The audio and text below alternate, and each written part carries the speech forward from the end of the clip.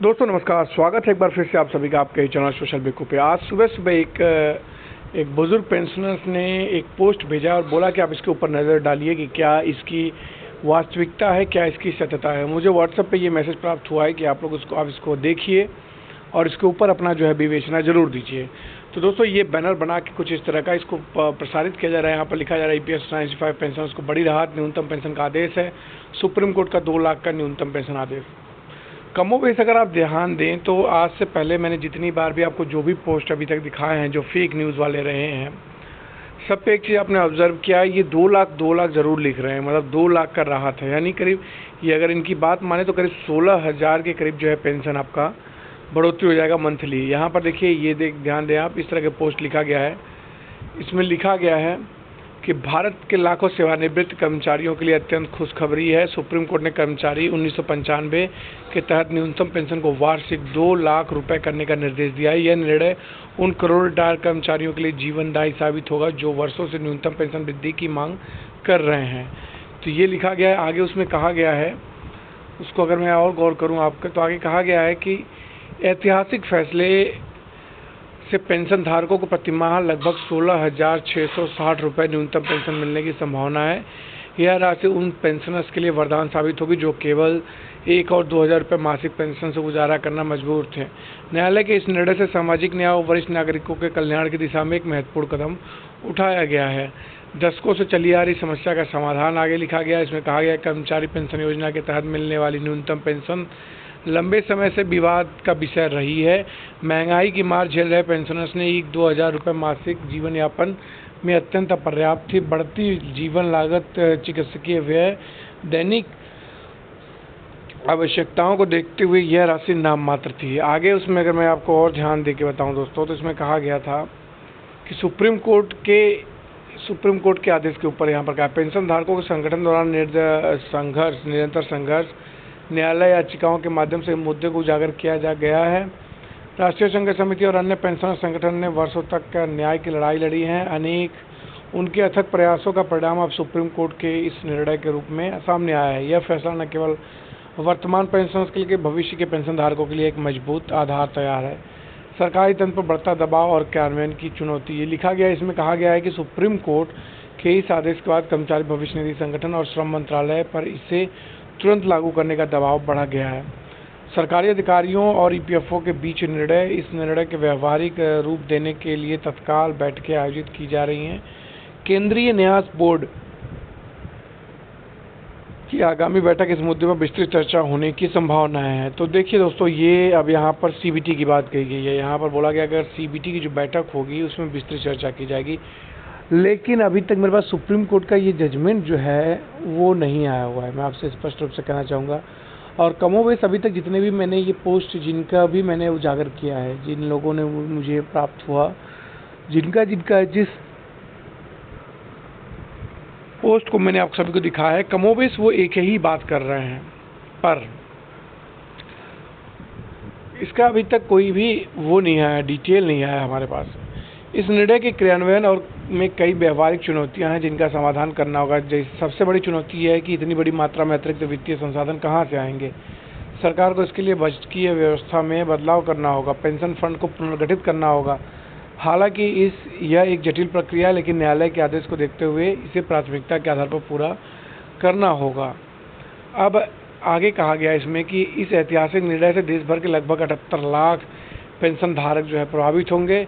यह संख्या अत्यंत महत्वपूर्ण है क्योंकि इससे एक बड़ा वर्ग आर्थिक रूप से सशक्त होगा।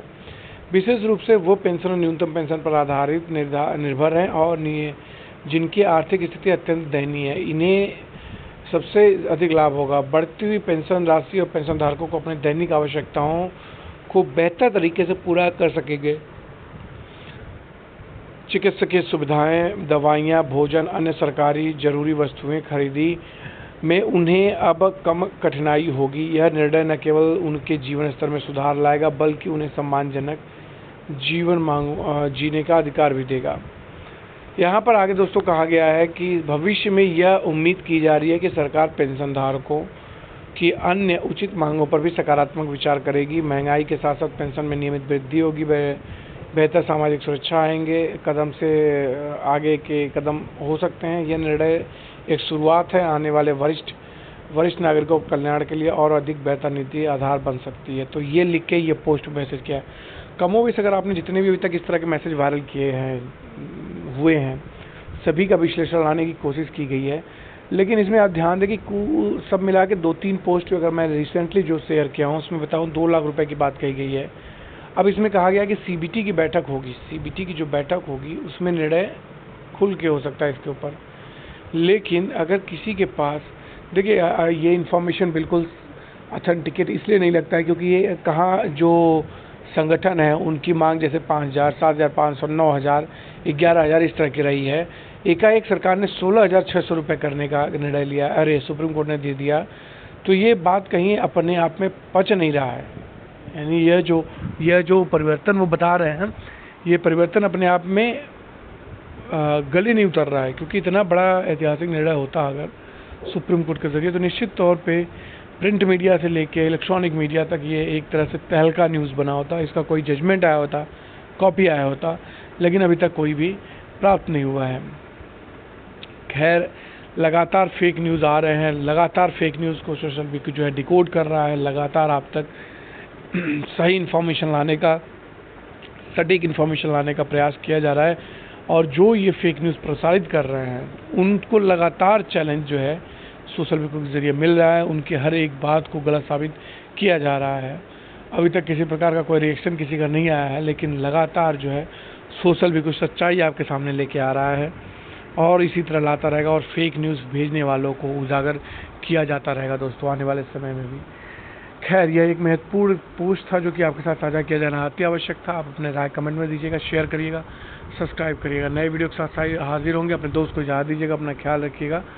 लेकिन एक बात और भी आपसे दोस्तों हो जाता है तो मैं कहना चाहूँगा कि इस तरह की न्यूज़ अगर आपके पास आते हैं जिसे वायरल किया जाता है, इन्फॉर्मेशन सही नहीं होती है, गलत इन्फॉर्मेशन आपको दी जाती है और उसमें मिसलीड किया जाता है लोगों को, लेकिन बिना ऑथेंटिकेट के, चूँकि यहाँ पर जो सोशल मीडिया टीम काम कर रही है वो ऑथेंटिकेशन का ही काम कर रही है। वो अभी तक इतने लगातार, जिस हिसाब से आप समझ सकते हो कि जब भारत और पाकिस्तान का तनाव हुआ था, जिस हिसाब से फेक न्यूज़ चल रहे थे, EPS 95 के मैटर में भी कुछ उसी प्रकार का फेक न्यूज़ है। मैं देख रहा हूँ कि हर दूसरे दिन नई वेबसाइट बन रही है, फेक न्यूज़ के वेबसाइट बन रही है और वो यही न्यूज़ कवर कर रहे हैं EPS 95 का।